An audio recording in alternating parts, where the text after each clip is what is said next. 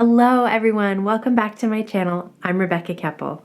In today's video, I am talking about which colored pencils are the best for beginners, Faber Castell Polychromos or Prismacolor Softcore Premier.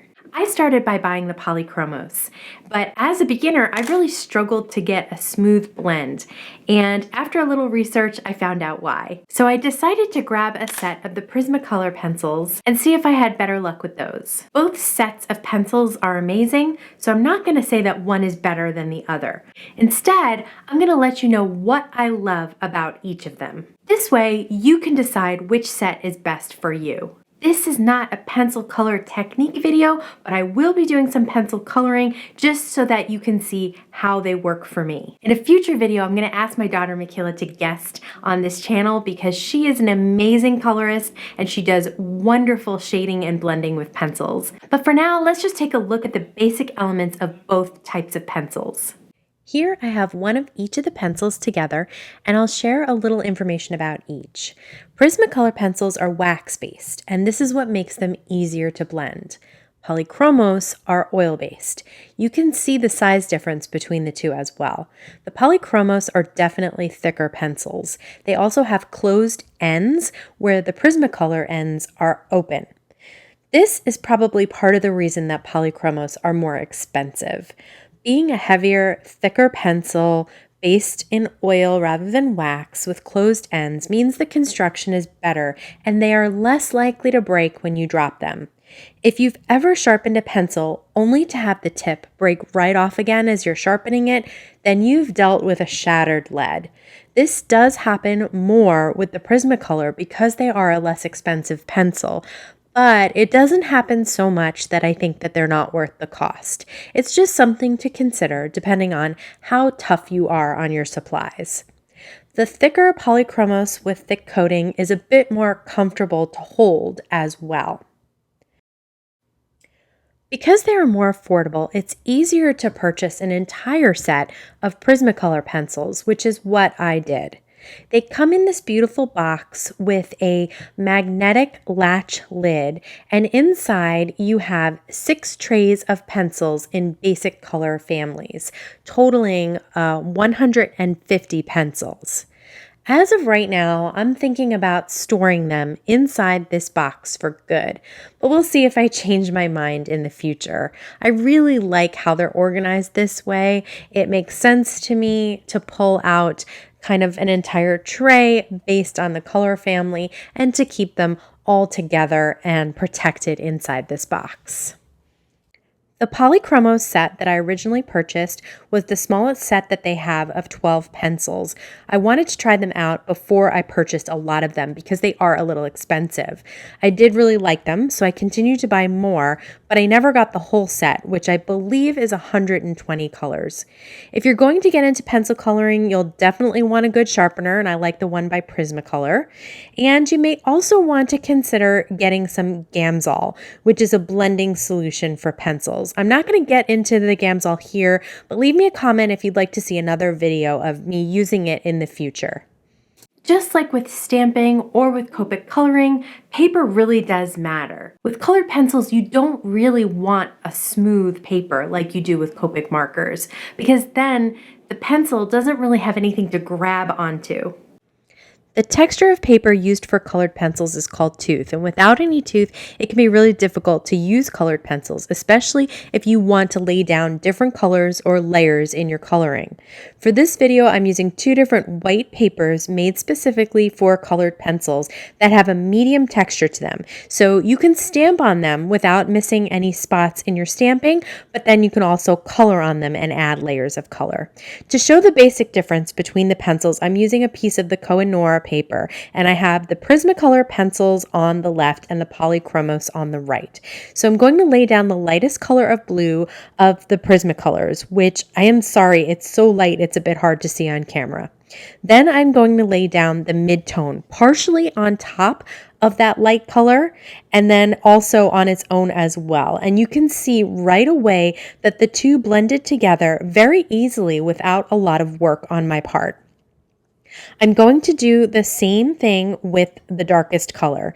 And again, you can see right away how the dark color and the midtone blend together without having to go over it too much. This to me means the Prismacolors blend very easily without a lot of work. Now I'll do the same thing with the Polychromos. I'm doing the same side shading technique, but you can see that the slightly harder consistency of the pencil makes it difficult for me to achieve that creamy look that I got from the Prismacolors. And I need to go back over the spots that I colored to make sure that there are no white spaces because it is so hard. It makes lines rather than that creamy texture. I think this makes the blending a little more difficult too. Between the two pencils, I'd say I achieved a smoother blend here with the Prismacolor. Now, something that's very important to me when pencil coloring is a really good white pencil. Honestly, I've never been very happy with the Polychromos white pencil. You can see that I really have to scrub pretty hard, and I'm pressing down also to blend out the colors with the Polychromos white pencil. The Prismacolor is definitely my white pencil of choice, and I used it even before I purchased the entire set of Prismacolor pencils. So I used to use it with the Polychromos as my white pencil. Without much work, it goes on top of the colors and really helps to blend them out. You can see between these two swatches that because of the Polychromos is a harder pencil, you can see the lines of the pencil even though I was shading on the side. Whereas on the left, the blend is smooth and you can barely see any lines there at all. The benefit of having a harder pencil is that you can achieve finer lines and strokes to add details to your coloring. So whether you're adding fur to a critter or fine details to a flower, it can be nice to have a pencil that's a little harder to add those fine details in. You can see the swipes of the Polychromos provided a much finer line than the ones from the Prismacolor. So depending on the types of coloring that you do, you might want to take that into consideration. And one technique that's really fun to do with pencils is no-line coloring. I think it's a lot easier to do no-line coloring with pencils than it is to do it with watercolors or with Copics. So let's take a look at how both sets of pencils compare doing no-line coloring on some specialty paper made for colored pencils. I'm going to stamp the Waffle Flower Poinsettia stamp on some of the Spectrum Noir paper using Gina K Amalgam ink in Barely There. I'm going to do this twice so I can color the same flower with both sets of pencils. On the left side of the screen, I'm working with the Prismacolors, and on the right, I'm using the Polychromos pencils. For this no-line coloring, I first take the darkest color of the flower and outline all the petals from that image. Then I do the same thing for the leaves, take the darkest color I'm going to use and outline all the leaves. Then I go into all the openings and add highlights with the white pencil. Normally, even when I use my Polychromos, I use the Prismacolor white pencil, but for this demonstration, I'm staying strictly with Prismacolor on the left and Polychromos on the right. The great thing about adding the white highlight first is that even when you color over it, it will remain the lightest part of the flower or leaf. Next, I come back with the darkest color and start to shade from the darkest parts. For the flower, I generally have these parts on the center, and for the leaves, I generally have those at the base of the leaf. I'm not pressing down too hard because I don't want to use up all that texture on the paper, and I want to be able to layer more colors on top. Then I add a midtone. Just like I did on the pencil comparison, I have some of the midtone on top of the darkest color I already put down to blend them together. And then the lightest color a bit on top of the midtone. And I finally bring the white pencil back in to blend everything out. This time coloring in the direction of the lightest area towards the darkest.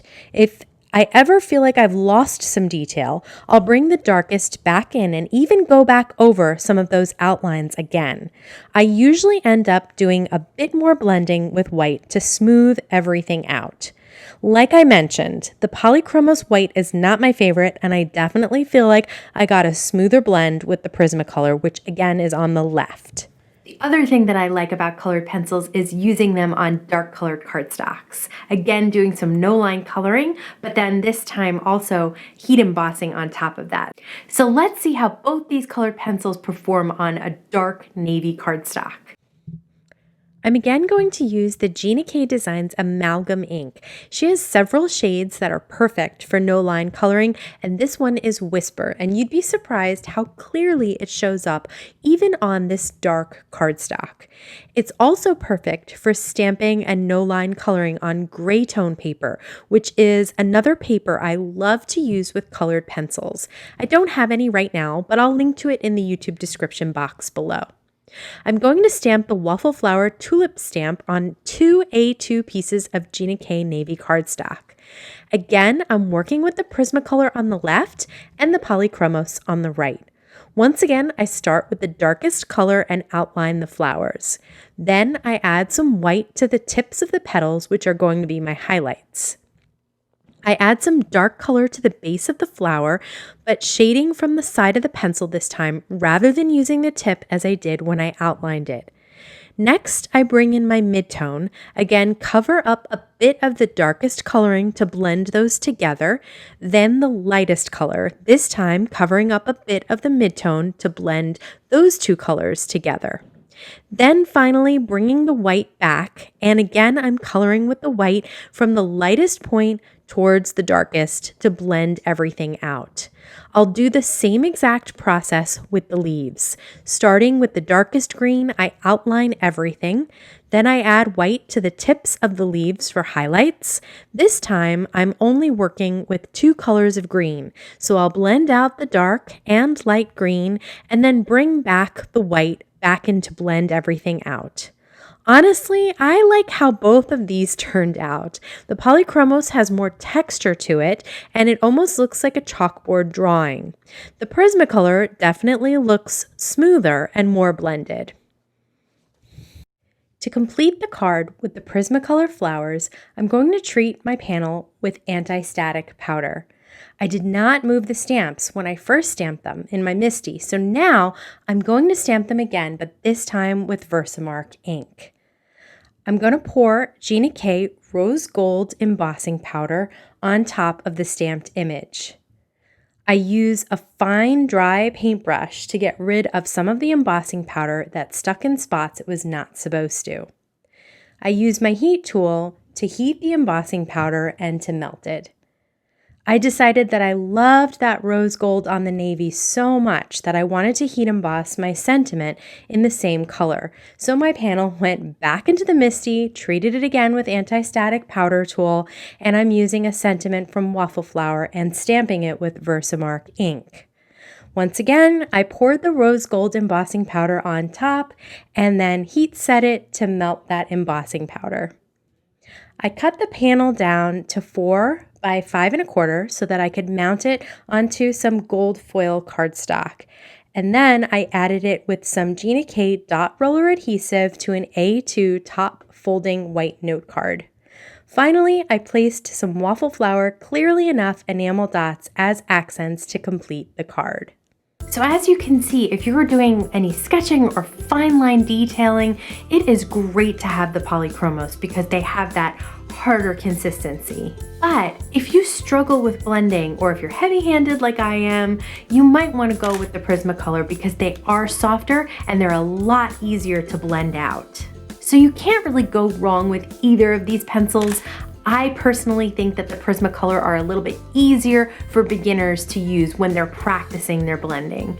That being said, I'm not going to get rid of my Polychromos, although my daughter already asked for them. I'm just going to keep practicing and getting better, and hopefully maybe even combine the two for some interesting effects. If you're interested in the supplies that I used today, they'll all be linked down below. If you like this video, please give it a thumbs up. Don't forget to subscribe to my YouTube channel if you haven't already, and hit that bell so you can be notified anytime I have a new video available. As always, I want to thank you so much for spending time with me. Please stay safe, stay healthy, and I'll see you again soon.